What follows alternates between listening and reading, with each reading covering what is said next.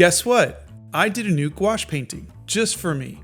Last month, I decided I wanted to do a gouache painting. I really enjoyed doing my book cover illustrations in gouache, and I thought I'd like to do something with a fun expression again. I found a website called Unsplash that has copyright-free images artists can use, and I searched expressions. And there was a ton of really fun copyright-free images to choose from. This person's smile, though, it captivated me. It was so real, and I really liked the lighting on this person's face, so I put them both together and started drawing. There was no story to it, no real meaning behind the illustration. I just wanted to paint a portrait and decided on having it be two portraits at the same time. For me, this was a practice piece, something fun to occupy my time and allow me to play a little bit with gouache paints. Working with gouache is so much different than my traditional watercolors, and it lets me play with the colors a whole bunch more. I can get really crazy with my skin colors and just have a lot of fun. And that's what I wanted from this piece, a chance for me to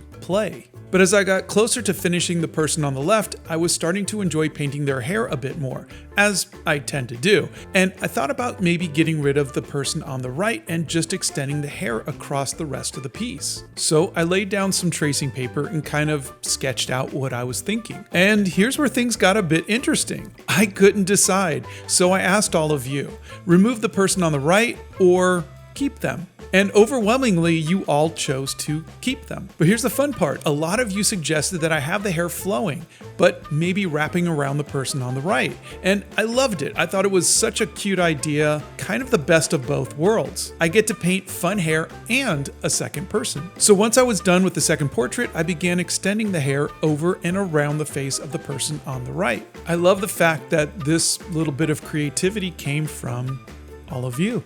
And I'm not saying that every piece of art needs to be crowdsourced for inspiration, but it is kind of a cool thing to be able to post something and hear opinions from people all over the world with so many different ideas and points of view, and it's really inspiring. And I want to say thank you. Thank you for taking an interest in my art and for being creative with me. Okay, so I'm at the part here where I'm deciding which stencil to use for the background. I've collected a few dozen of these stencils from various art stores and hobby shops over the years. And today I think I'm going to go with this one. And now it's acrylic marker time. I'm going to try a bunch of different colors till I find the color that I think will work best.